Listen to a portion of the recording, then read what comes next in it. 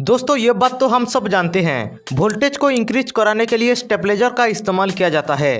लेकिन आज के इस वीडियो पर मैं आपको बताऊंगा कि स्टेबलाइजर को इस्तेमाल करने का फायदा क्या है और इसका नुकसान क्या है। क्या स्टेबलाइजर को इस्तेमाल करने से इलेक्ट्रिक बिल कम आता है या फिर इलेक्ट्रिक बिल ज़्यादा आता है, और इसके साथ साथ ये भी जानेंगे कि स्टेबलाइजर का इस्तेमाल करने से आपका उपकरण के ऊपर क्या इफेक्ट पड़ती है। सो दोस्तों इसके बारे में भी मैं आपको A to Z डिटेल से बताऊंगा, जो कि आपको कोई नहीं बताता।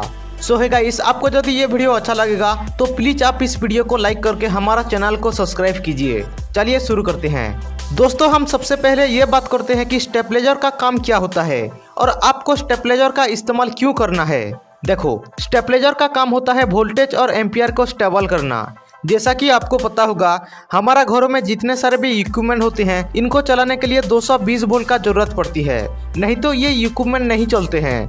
तो दोस्तों इन सारे इक्विपमेंट को हम प्रॉपर तरीके से वोल्टेज और एम्पियर का सप्लाई कराने के लिए हम स्टेबलाइजर का इस्तेमाल करते हैं।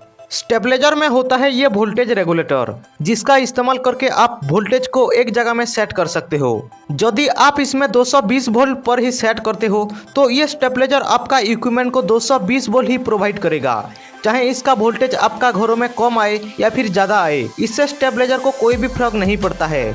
लेकिन दोस्तों आप यदि स्टेबलाइजर का इस्तेमाल नहीं करते हो तो आपको बार बार वोल्टेज लो आने का समस्या देखने के लिए मिलेगा। देखो, आपका घरों में जितने सारे भी उपकरण चलते हैं, इसको इस तरीके से डिजाइनिंग किया जाता है ताकि ये 220 वोल्ट में ही चले।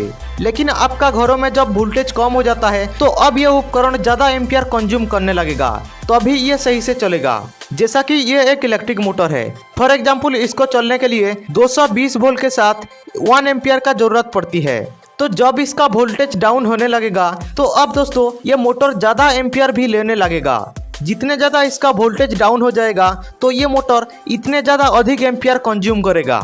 इस प्रकार इसका वोल्टेज यदि 100 से 150 के बीच में हो जाएगा तो अब ये मोटर 1 एम्पियर के जगह पर 2 एम्पियर लेने लगेगा। इससे होगा ये कि देखो, इस मोटर में जो कॉइल बाइंडिंग किया जाता है, तो ये कॉइल बाइंडिंग का साइज कितने होगा ये डिपेंड करता है इसका एम्पियर के ऊपर में, कि ये कितने एम्पियर पर चलेगा। इसके हिसाब से कंपनी इसका कॉइल बाइंडिंग भी करती है। जैसा कि ये मोटर 1 एम्पियर पर चलती है, बट आप यदि इसको लो वोल्टेज में चलाओगे तो जाहिर सी बात है ये मोटर ज़्यादा एम्पियर कंज्यूम करने लगेगा। इससे होगा ये कि छोटा साइज का कॉइल में ज़्यादा एम्पियर फ्लो करने की वजह से ये कॉइल बाइंडिंग हीट होकर जल जाएगा, जिससे कि ये आपका मोटर और नहीं चलेगा। तो दोस्तों इस समस्या का समाधान करने के लिए, वोल्टेज को स्टेबल रखने के लिए हम स्टेबलाइजर का इस्तेमाल करते हैं। स्टेबलाइजर लगाने का फर्स्ट फायदा, देखो, आप इस स्टेबलाइजर पर जितने सारे भी उपकरण को चलाते हो तो ये उपकरण का लाइफ को स्टेबलाइजर काफ़ी ज़्यादा इंक्रीज कर देता है, जिससे कि ये उपकरण लॉन्ग टाइम तक सरवाइव करने लगता है। दूसरा फायदा, 100% पावर प्रोवाइड कराना। दोस्तों स्टेबलाइजर का इस्तेमाल करने की वजह से आपका जो उपकरण होते हैं इसको 100% वोल्टेज और एम्पियर मिल पाता है, जिससे कि ये उपकरण भी 100% पावर के साथ रोटेटिंग या फिर चलते हैं। तो हमारा मेन पॉइंट ये है दोस्तों, स्टेबलाइजर का इस्तेमाल करने से क्या इलेक्ट्रिक बिल कम आता है? जी बिल्कुल भी नहीं। स्टेबलाइजर का इस्तेमाल करने से इलेक्ट्रिक बिल कम नहीं आता है। तो क्या इसका मतलब इलेक्ट्रिक बिल ज़्यादा आता है? इसका आंसर है दोस्तों यस, स्टेबलाइजर का इस्तेमाल करने से इलेक्ट्रिक बिल ज़्यादा आता है।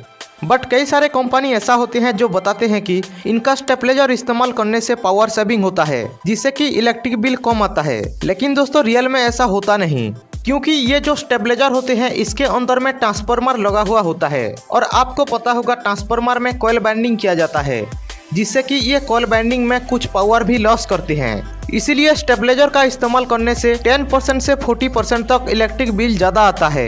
ये डिपेंड करता है दोस्तों कंपनी के ऊपर में कि आप कौन सा कंपनी का स्टेबलाइजर इस्तेमाल कर रहे हो। जैसा कि आप यदि लोकल कंपनी का एल्यूमिनियम बाइंडिंग का स्टेबलाइजर इस्तेमाल करते हो तो इसका पावर एफिशिएंसी होता है दोस्तों 16%। इसका मतलब है दोस्तों ये स्टेबलाइजर आपका 40% एनर्जी को वेस्ट करेगा, जो कि ये आपका इलेक्ट्रिक बिल में ऐड हो जाता है। और आपका इलेक्ट्रिक बिल यदि 100 रुपया आता था तो अब ये 140 रुपया आने लगेगा। इस प्रकार दोस्तों ब्रांड कंपनी का स्टेबलाइजर 90% पावर एफिशिएंसी होती है, तो इसका मतलब इसमें 10% ही पावर लॉस होते हैं, जिससे कि इलेक्ट्रिक बिल यदि 100 रुपया आता था तो इस स्टेपलेजर का इस्तेमाल करने से इलेक्ट्रिक बिल 110 रुपया आने लगेगा। यानी कि दोस्तों इस स्टेपलेजर में और 10 रुपया ही ज़्यादा आएगा इलेक्ट्रिक बिल, जो कि आपको लोकल कंपनी का एल्यूमिनियम बाइंडिंग का स्टेपलेजर खरीदने से और 40 रुपया से 50 रुपया तक एक्स्ट्रा आ सकता है।